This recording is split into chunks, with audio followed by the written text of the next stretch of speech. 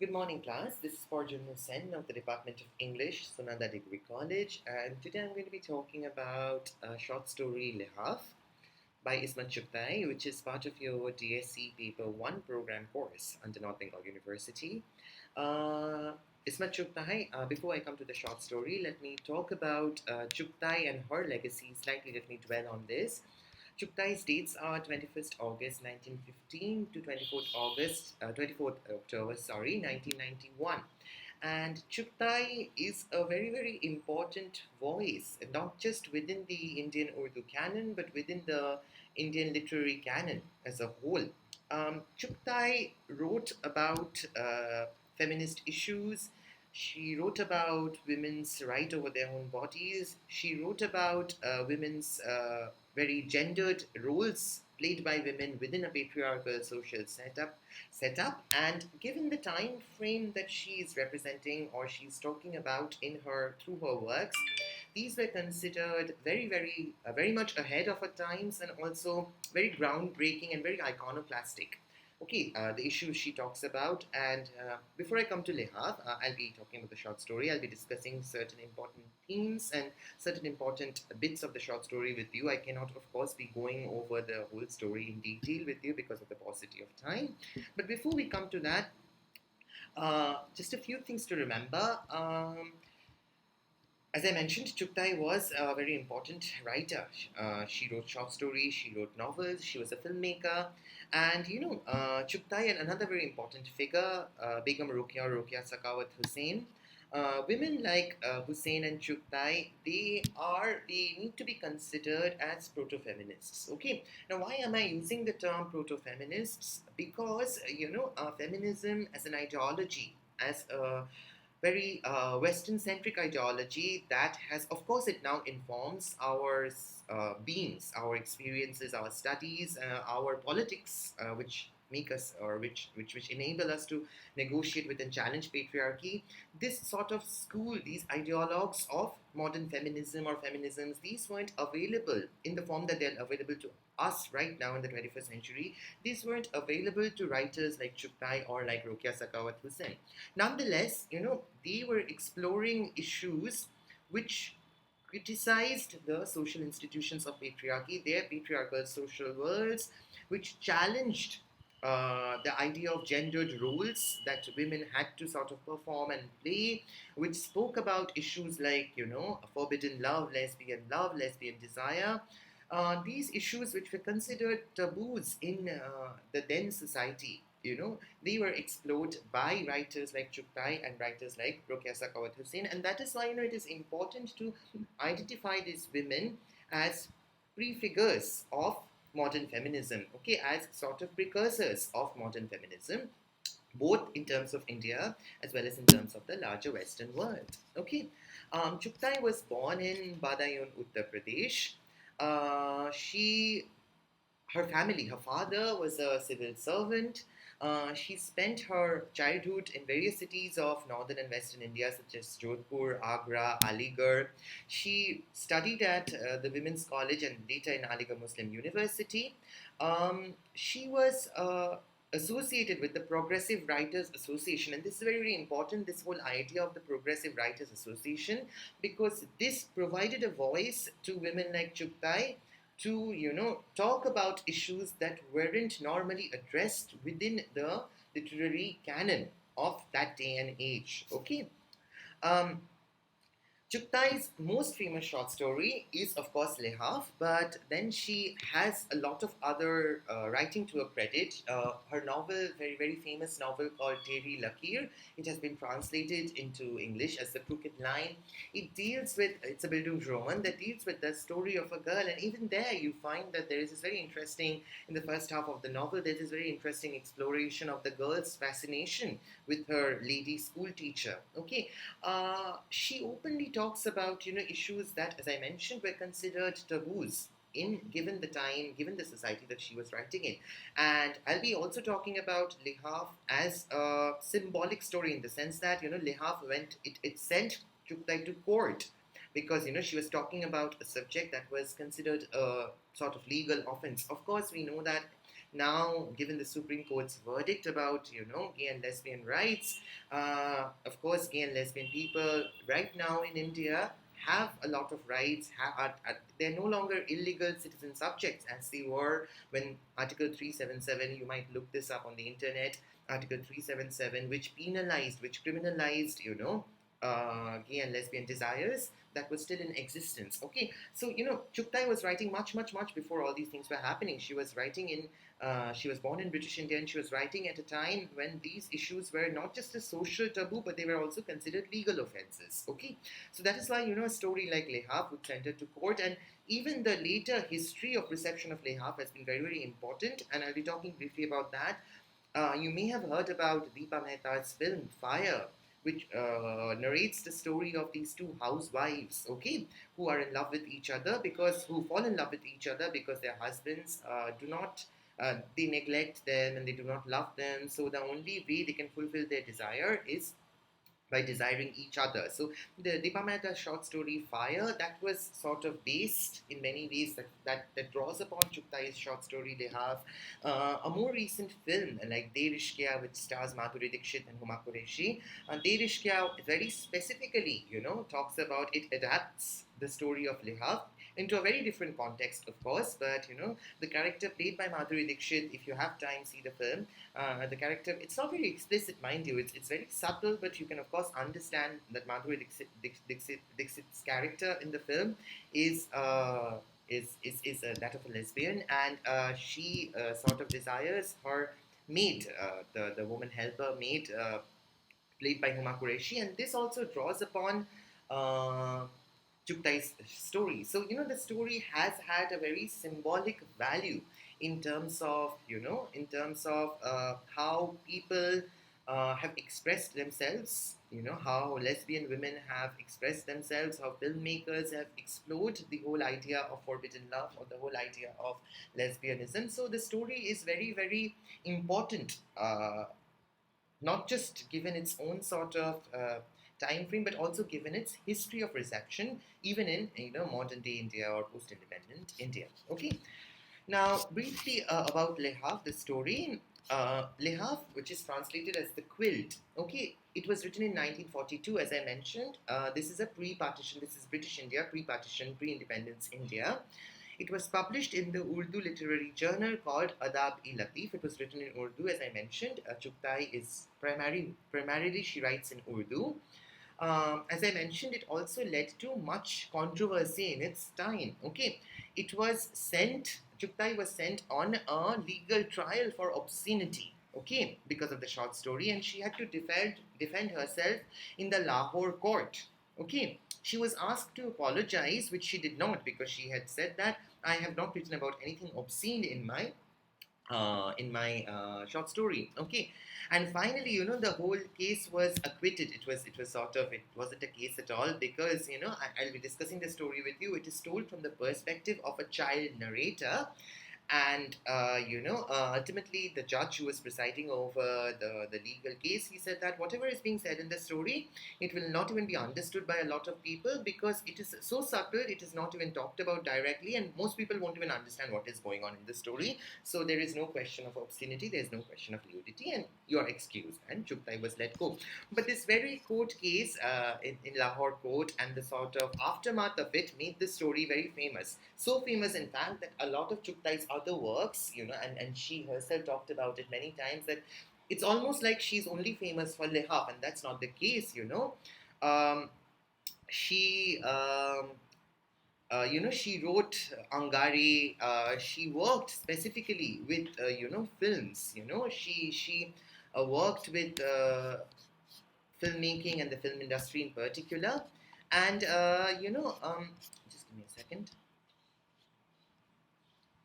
Yeah, she has been a scriptwriter for films like Ziddi, Arzu, Garam Hawa, Junoon, Darwaza, Shisha, Buzdil, some very, very big Bollywood blockbusters. Okay, so, these parts of her works are often tend to be overlooked.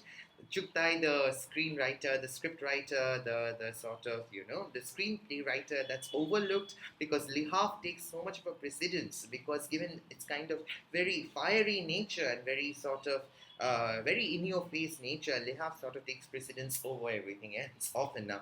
Now that's often the case, but I've already told you that Lihaaf was far, far ahead of its times. Now, very briefly, what is the story about? It's basically about this young girl who is sent by her mother to live with this a woman called Begum Jan. Okay, I mentioned Madhuri Dixit in the film. If you do have the occasion, I would suggest you to watch the film. It's not very direct; it's very indirect, but it's directly draws upon Lihaaf. Okay, Chughtai Lihaaf, the film called Deirishkya, as I mentioned. Um, so this little girl, she's sent to stay with her aunt, whom she was very very fond of in her childhood, called Begum Jan. Okay, Begum Jan is a very sad woman because her husband, the Nawab, he married her. She was a very beautiful young woman, and he married her at a young age, and she was brought to his house, and she was put in the zinana. In just like given the society that she was writing in, zinana was practiced by the Muslim people, as in women who were married, they could not be seen in public, especially elite and aristocratic women. They had to observe the zenana and they had to remain behind the zenana or the parda. A similar custom also existed in the Hindu societies where women had to observe the parda. They were not allowed, especially in the elite aristocratic societies of Calcutta, of other metropolitan cities, town urban centers in British India. The women of the zamindars, the wives of the zamindars, they were not allowed to stay in public. They were not allowed to step in public. They were not allowed to step outside in public view. So they would observe the parda system. They would be carried from one place to another in the palanquin or the palki. So these kinds of roles were very very gendered. Roles were very very divided. Of course, there were women who were coming out of these frameworks and who were being educated, who were sort of taking on patriarchy, challenging patriarchal social systems in so many different ways. And women like Chughtai, women like Begum Sakawat Hussain, these two writers are very very important figures in this sense because their writing explores how to break, how to shatter this wall created by patriarchy and how to break out of these patriarchal social structures. Okay, now coming back to Lihaaf, so there is this girl who is sent to live with her aunt, and sorry, not her aunt, was sent by her mother to live with Begum Jan, and Begum Jan is this very beautiful lady who was married off at a very young age to this Nawab. Okay, Begum Jan is a very sad housewife because the Nawab is homosexual. Okay, and of course there is a lot of reference in the story, indirect reference, how the Nawab is always after young boys and their waists, their slender, beautiful waists, and he doesn't love Begum Jan at all. He's not sexually attracted to her, so he completely ignores her. She's like a piece of furniture, a very beautiful piece of furniture, which he buys and which he puts in the showcase like that. So he locks her up in the zinana, and she is been a very sad and miserable creature who is withering and dying. Okay, in steps the handmaid, the masseur. Actually, the masseur in the short story, she's the masseur, someone who gives you a massage. The masseur called Rabbu, and Rabbu sort of brings Begum Jan back to life. And none of this is talked about very directly in the short story, but if you read in between the lines, you don't even have to read so much in between the lines. We'll obviously realize whatever is going on. So Rabbu, the love, the physical love or the desire, the intimacy, the shared by her and Begum Jan, that revives her. So Begum Jan again comes back to life. She starts blossoming. She starts, feeling loved and becoming whole again because she was largely ignored by the Nawab, and Rabbu, the masseur, comes and sort of, enlivens her, brings her back to her former beautiful self. So this young girl comes to stay with Begum Jan and Rabbu. Okay, and every night she sleeps in Begum Jan's room, and she sort of witnesses this very funny sort of sight sound when the lights are switched off. Lihaaf means the quilt or the sirak or the blanket. Okay, so it's a winter night and the two women, they make love, they have sex below the blanket. Okay, and there's a lot of sounds, funny sounds that come out of the blanket. Okay, and this little girl, she sort of sleeps on the other bed and she hears these sounds. Okay, and she cannot understand whatever is going on. Okay, so all this, the entire story is told to you from the perspective of this child narrator, of this very, very young girl, okay, and she does not understand whatever is going on between the two women. She thinks all sorts of things, like on one instance, she thinks that, Begum Jan has not eaten the whole day, and Rabbu has got some fruits for her. So there's a lot of sound of licking and whatever going on in the blanket, and she thinks the two women are just eating fruits inside the blanket. Of course, the smart reader understands that that is not what is going on, but the young girl, the child narrator, does not understand. And then at the end of the story, basically one day, out of extreme curiosity, this child decides to peek inside the blanket and see what is going on between the two women, and that's how the story ends. It's a very open-ended story. The moment a part of the blanket flies up, and it's described like an elephant somersaulting, okay, like an elephant in the room, okay. So the moment the Lihaaf flies up, she sees whatever is going on, and she says Allah, and then she takes the whole blanket, her own blanket, and she sort of comes back to her own bed, and that's how the story ends. And that is basically what we know was happening between the two women. Now, symbolically, let me talk about the whole idea of the blanket or the Lihaaf. This is very, very important, as well as the role of the child narrator. These are very, very important themes that we need to talk about. Of course, I mentioned that the story is about forbidden love, about lesbian love, something that was considered a taboo subject given the time that Ismat Chughtai was writing in, or the time that, or the society that she was representing in and through her short stories. Okay. Now, the idea of the Lihaaf or the quilt is very, very important. Now, what does it suggest? It suggests that certain desires, now try and understand this concept very, very carefully, certain desires, certain ways of feeling love, let me put it this way, are not in modern day, maybe 21st century India, where gay and lesbian people are still, there's a lot of taboo about them in rural places like, places which are not very urban in nature, but in most urban centers, whether it's a Delhi or a Bangalore or a Calcutta, for most people, being gay or being bisexual or being lesbian is perfectly okay. But still, there's a lot of taboo in rural societies. There's a lot of pressure by parents to get married, even if you're gay or you're lesbian, you have to get married to the opposite gender to keep up social expectations. And what happens is, in the process, and it's very important to understand this particular story, what happens in the process is, say for a lesbian woman who does not know how to love a man, she has no desire for a man, let's call a spade here, and she's forced into marriage with a man. She ruins her life, she becomes an unhappy creature, and not just her, but her husband, if any, unfortunately any children are born, all of them end up miserable and unhappy, because that is clearly not where her desire, where her heart lies. So societies, even in modern day India, society would still push a lot of things under the carpet. As we see, we push it under the carpet. We pretend it does not exist, okay? Chi we do. These are things we do not talk about, okay? Yoji, these things don't exist in our society. That's how our sort of mindset, our patriarchal mindset functions. We push things under the blanket, we push things under the carpet, okay? And this is a very, very crucial thing to understand for all of you, that this idea of the blanket or the quilt, that acts as a symbol or a metaphor to hide the kind of desire, the kind of love that society does not consider as proper. Once again, I'm repeating myself. The blanket or the Lihaaf, the title of the short story is Lihaaf, the quilt or the blanket. It's translated as the quilt, but it can also mean a blanket. This title, the Lihaaf in the title, the blanket in the title, the quilt in the title becomes symbolic, because it is as if lesbian desires or gay desires, they remain blanketized, they remain quilted. As if they can never come out in public, they can never express themselves. So the titular blanket or the Lihaaf becomes a symbolic presence in the story. Okay, remember, whatever is going on, that is why the story has become so phenomenal in its sort of modern day variations and interpretations.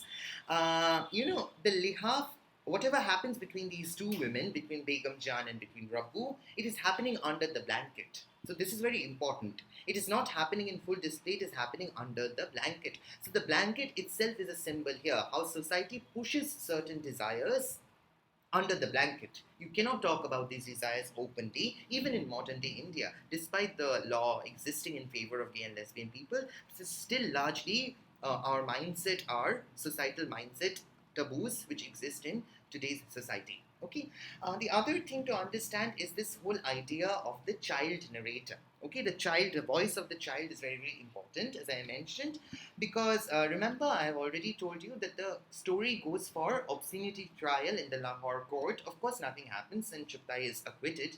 But this whole idea of the trial is very, very important. It is because the story is told from the perspective of a child narrator that a lot of the things which are very, very serious and which occurs between adults, they do not, they can be dealt with subtly and indirectly. They can be talked about indirectly because, when you're a child, there are so many things you don't understand. You just don't understand, okay? And, it's easy for Chughtai to use the child as her device, as her literary device, in order to talk about very, very serious and pressing concerns which exist in our society. So Chughtai deploys the voice of the child as a literary device, as a literary instrument to address the idea of lesbian love or forbidden love in her short story. Okay. Now, let me come to the story. Let me focus on, as I mentioned, I will not be able to read the whole story with you. I'll be sending you guys a link to the whole story, and you can read it, and if there are questions, you can get back to me over email. I'll just read out certain sections. So the story begins in this way. In winter, and remember, the whole story is told from the perspective of the child, as I mentioned. So the I narrator in the short story, it's the child. So it's the voice of the child. In winter, when I put a quilt over myself, its shadows on the wall seem to sway like an elephant. That sets my mind racing into the labyrinth of times past. Memories come crowding in. Okay, this is important because the very first paragraph, you have the adult voice of this girl who has now grown up and she's remembering when she was a child. So there is somewhere also the adult voice which is interspersed with the voice of the child. But when she goes back, when she narrates the story in flashback, the story about Begum Jan and about Rabbu, it is mainly the voice of the child. Okay. I was then a small girl and fought all day with my brothers and my friends. Often I wondered why the hell I was so aggressive. Okay, I'm just skipping this part. This was when my mother went to Agra. This is why when my mother went to visit Agra, she left me with an adopted sister, an aunt of sorts, an adopted sister of hers, for about a week. She knew well that there was no one in that house, not even a mouse, with which I could get into a fight. Okay, now she'll talk about Begum Jan. So Amma left me with Begum Jan, the same lady whose quilt is etched in my memory like the scar left by a blacksmith's brand. Her poor parents agreed to marry her off to the Nawab, who was of ripe years because he was very virtuous. Okay, so I told you a lot of the story, it does not directly use the word lesbian. It does not directly use the word gay or even homosexual, but you have to read within the lines to understand what's going on. So, she's giving you the history of Begum Jan. She's telling you how Begum Jan was married off to this Nawab. And look at the nature of the Nawab. No one had ever seen a girl, about the Nawab she's describing. No one had ever seen a dancing girl, a nautch girl, or a prostitute in the Nawab's house. Okay. He had performed Hajj and helped several others to do it. So he's a very pious man, he's a very holy man, but he has a habit. He has a strange hobby. Some people are crazy enough to cultivate interests like breeding pigeons and watching cockfights. Nawab Sahab had contempt for such disgusting sports. Okay, but what he did was interesting. He kept an open house for students. See the lines? Young, fair, and slender-waisted boys. Okay, slender waist, beautiful waisted boys, whose expenses were borne by him. Okay, having married Begum Jan, he tucked her away in the house with his other possessions and promptly forgot her. The frail, beautiful Begum wasted away in anguished loneliness. Okay, so this is a little more about the Nawab, you find. It was as if she had committed some mistake of being born, okay, when she came into the Nawab's house as a bride. Or was it when she watched through the drawing room door the increasing number of firm carved, supple waisted boys and delicacies begin to come for them from the kitchen?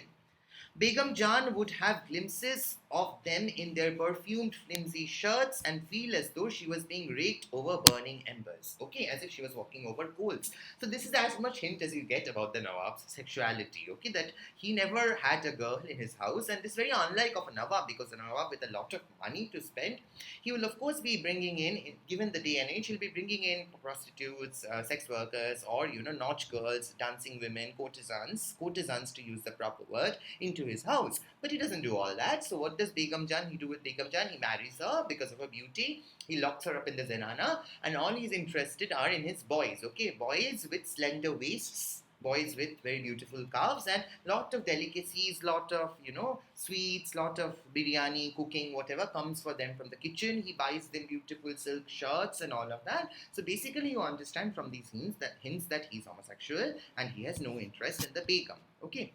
Now, I'll just briefly skip a bit and go to the character of Rabbu. Okay, just give me a second. Yeah, now you're introduced to the other character in the story. It was Rabbu who rescued her from this. Soon her thin body began to fill out, her cheeks began to glow, and she blossomed in beauty. It was a special oil massage, I've told you that Rabbu is the masseur, that brought life back to the half-dead Begum Jan. Sorry, you won't find the recipe for this oil even in the most expensive magazines.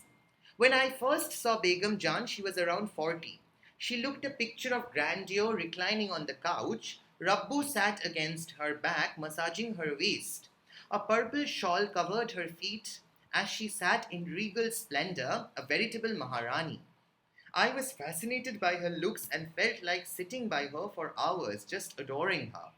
Her complexion was marble without a speck of ruddiness. Her hair was black and always bathed in oil. So you can understand that the Begum is a very, very, very beautiful woman. Okay. Now let's come to the experiences that the girl sees at the night, the incident of the Lihaaf, the incidents of the Lihaaf. Okay. Yeah. In fact, Begum Jan was afflicted by a persistent itch. Okay. Despite using all the oils and balms, the itch remained stubbornly there. Doctors and hakims pronounced that nothing was wrong, the skin was unblemished.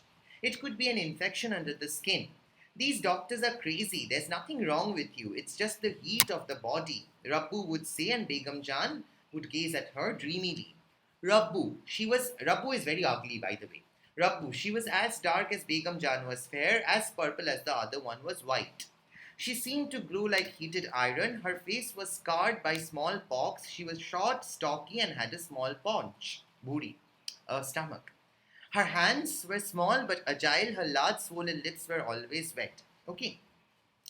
A strange, sickening stench exuded from her body, and her tiny, puffy hands moved dexterously over Begum Jan's body, now at her waist, now at her hips, then sliding down her thighs and dashing to her ankles. Okay. Now let's go to the Lihaaf episode. Yeah. Just give me a second.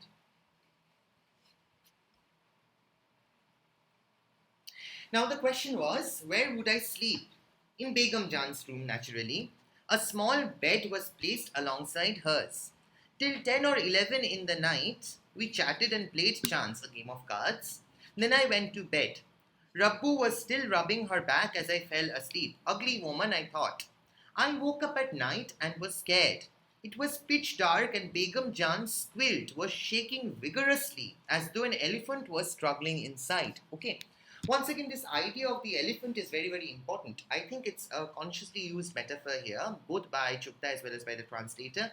We speak of, there's this phrase in English called the elephant in the room. Okay, of course a room, you cannot have a hathi or an elephant inside a room, but the idea means that, there is an elephant inside the room, but you can't see it. Okay, and that is impossible. You cannot not see an elephant. If an elephant is there in front of you, you might not see a needle or even a mouse or a lizard, but you cannot not see an elephant. It's huge.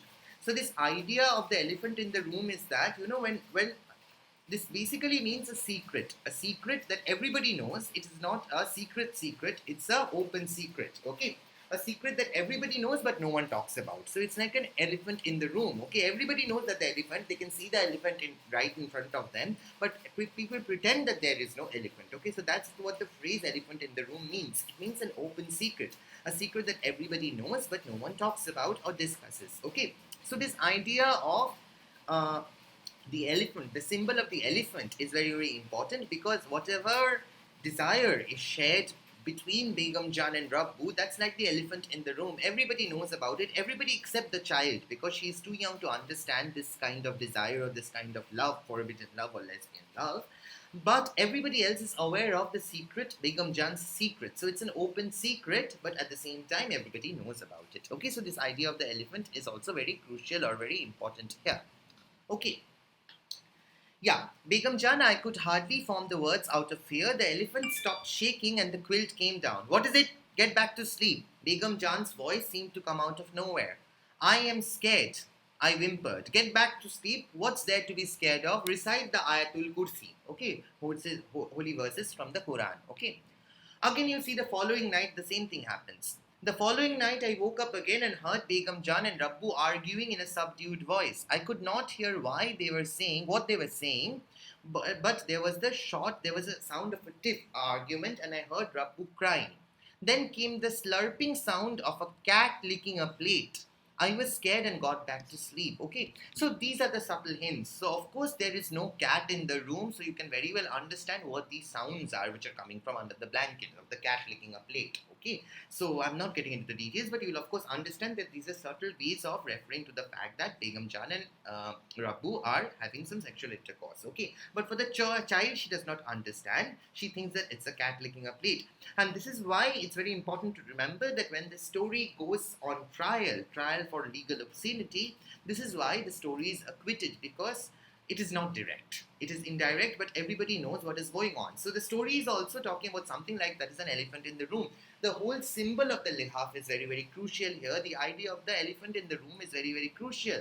Once again, I'll digress a bit here to talk about if in your society, if the society that where you come from, I'm addressing my students, if somebody is gay or lesbian, it's not like you don't know about it. The friends or everybody knows that, this guy is gay, or this woman is lesbian, or this guy is bisexual. You all know about it, but you still don't discuss about it. You still don't talk about it. So it's like an open secret that exists. Everybody knows about it. Even the parents know about it. Everybody knows about it, but people pretend it doesn't exist. So this idea of the non-existence, or society making certain things non-existent, of course it's very, very hard for a gay man or a lesbian woman to come out and to express herself or himself in this society and to stand that ground and to talk about one's desires publicly. It's very, very difficult even today. So you can imagine at the time when Ismat Chughtai was writing, it would have been hell let loose. Okay, so this whole symbol of the quilt, this whole symbol of the blanket, this whole idea of the open secret, the elephant in the room is very, very important. Okay. Now, basically what happens, why are Begum Jan and Rabbu arguing? They're arguing because Rabbu has to go away for a few days and she has to visit her son, and Begum Jan is not happy about it. Okay, so finally Rabbu does go away and Begum Jan becomes very lonely, very despondent. She stops eating and all that, and finally Rabbu comes back again and she's very happy. Okay, now let me just quickly focus on the ending of the story with you. Yeah, I'll just read this bit and I'll be talking about some of the important thematical, interpretations of this kind of an ending. Yeah, let me just read this section with you. Yeah, so Rabbu, as I mentioned, goes away to visit her son. She returns, and of course Begum Jan was very, very sad for a while, but after Rabbu returns, she's very happy. And then Begum Jan also gives this little girl a gold necklace. Okay. At night, there was a peculiar noise again. In the dark, Begum Jan's quilt was once again swaying like an elephant. Allah, I moaned in a feeble voice. The elephant inside the quilt heaved up and then sat down. I was mute. The elephant started to sway again. I was scared stiff. However, I had resolved to switch on the light that night, come what may. The elephant started fluttering, though as though it was trying to squat. There was the sound of someone smacking her lips as though savoring a tasty pickle. You can understand, of course, you can understand what kinds of sound can come from blanket when two people are, engaged in some kind of a physical intimacy. Now I understood. Begum Jan had not eaten anything the whole day. This is how the child interprets it, but of course, this is not the reality. Now I understood Begum Jan had not eaten anything the whole day, and Rabbu the witch was a notorious glutton. She must be polishing off some goodies. Flaring my nostrils, I scented the air. There was only the smell of attar, sandalwood, and henna, nothing else. Once again, the quilt started swinging. I tried to lie down still, but the quilt began to assume such grotesque, terrible shapes that I was thoroughly shaken. It seemed as though a large frog was inflating itself noisily and was about to leap on me. Ah, me, I whimpered courageously. No one paid any heed. The quilt crept into my brain and began to grow larger. I stretched my leg nervously to the other side of the bed to grope for the light switch, and turn it on. The elephant somersaulted inside the quilt, which deflated immediately. During the somersault, the corner of the quilt rose by almost a foot. Allah! I gasped and plunged into my bed. And that's how the story ends. Okay, I told you this is indirect, but of course you know what is going on. But once again, let me just focus once again very briefly on this ending and this idea of the child seeing the truth, coming to terms with the truth. Okay.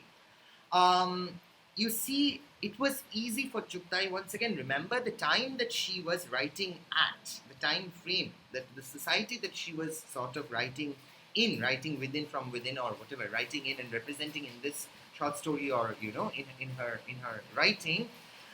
It was very, very difficult for someone to directly talk about issues of homosexual love or issues of lesbian love.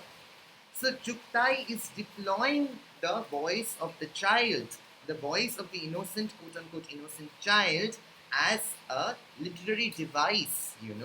The child narrator is a very crucial literary device deployed by Chughtai in the short story to talk about a subject that was considered as taboo in the society that she was trying to sort of represent and write about. And in many ways, it still is a taboo in, as I mentioned, particularly in the rural areas in Indian society. So, the child becomes a literary device, and through the voice of the child, Chughtai can talk about certain things, the idea of forbidden love, love between two women, lesbian desire, forbidden love. She can talk about it, but not talk about it directly. Okay. Once again, the idea of the elephant, this elephant inside the blanket is very, very important. As I mentioned, it's like the elephant in the room. Okay, it's like the elephant which we all know exists, which we can all see in front of our eyes. You cannot, as I mentioned, you cannot not see an elephant. You cannot miss an elephant if it's standing in front of you. Everybody knows the elephant is there, but nobody wants to acknowledge the elephant. Nobody wants to talk about the elephant. Thirdly, the title Lihaaf, the quilt, is very, very important because we are dealing with blanketized desires here. Now, what do I mean by blanketized desires? Desires which exist in society. Homosexuals are part of society. Homosexual desire is very much of a reality. It always has been throughout history. It's not something that has come from anywhere or from the West. It has always existed in our society. Okay. If you look at Wikipedia, all of you can use the Google, you will see that homosexual desire, homosexuality even exists in the animal world. Okay. So, at the same time, society does not want to acknowledge it. It's very much like the elephant in the room. The society does not want to talk about it, does not want to acknowledge it. So the idea of the blanket is very, very important. The blanketized desire, what do I mean by that? Society pushes certain desires under the blanket, under the carpet, pretend it does not exist. Whatever is going on under the blanket, we all know what is going on under the blanket. Of course, it is not two women eating some kind of fruit or having some kind of sweets. Okay, it's two women making love. So, we all know what is going on under the blanket, but at the same time, we don't want to acknowledge it. Okay, so this idea of the blanket, this idea of the blanket as a metaphor to hide, that society uses to hide, lesbian desire or homoerotic homosexual desire, this also becomes a very important symbol, important structural symbol used by Chughtai in the novel. Okay, in the short story. Okay. Last thing, I'll end my lecture with this. As I mentioned, Lihaaf has been a very, very powerful short story.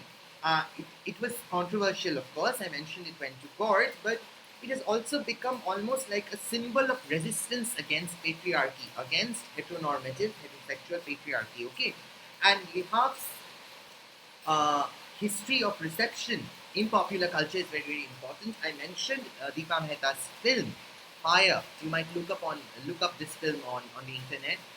It's part of Deepa Mehta's trilogy, Fire, Water, and Earth. All three are very, very important films because they tackle different issues. Earth deals with partition.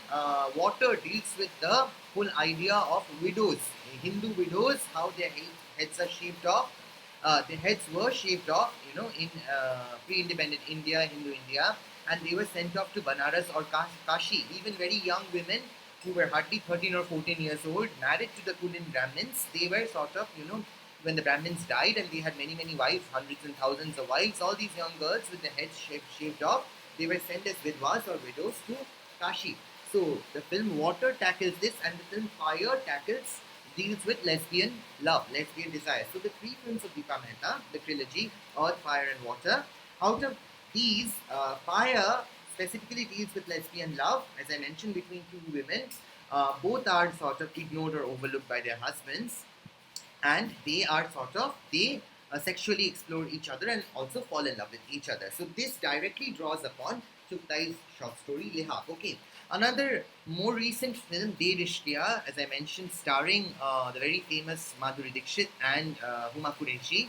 You may have heard about Huma Qureshi, also a very, very sort of important actress, a very good actress in fact.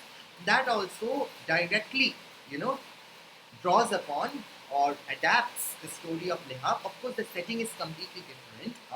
A lot of this, Lihaaf is just a small short story, but even there, if you watch the film, if I find some clips on the internet, I might be sharing with you. You will see that there are issues which are dealt with, such as the Nawab's homosexuality. I mentioned the Begum's frailness. Of course, Begum Jan of Chughtai's story becomes Begum Para, Madhuri Dixit's character in Der Ishqia, and there is the whole the whole exploration of the love that Huma Qureshi's character has for Begum Para. It directly draws upon Chughtai's short story Lihaaf. In one place, in fact, even the word Lihaaf is mentioned. Okay, so it's a direct sort of tribute to or a direct allusion to Chughtai's short story. Read the story on your own. I'll be sending you the link to the short story and some important questions from your exam point of view. You have to examine the role of the child narrator. As I mentioned, I've discussed about it. The title of the short story, Lihaaf, that is itself very important. The idea of forbidden love or lesbian love, that is also a very important question that you need to work upon or look at in terms of your assignments or answers. Okay. All right, have a good day, and if you have any questions, please get back to me. Thank you so much. This is Parjanya Sen, Sonada Degree College, signing out. Bye.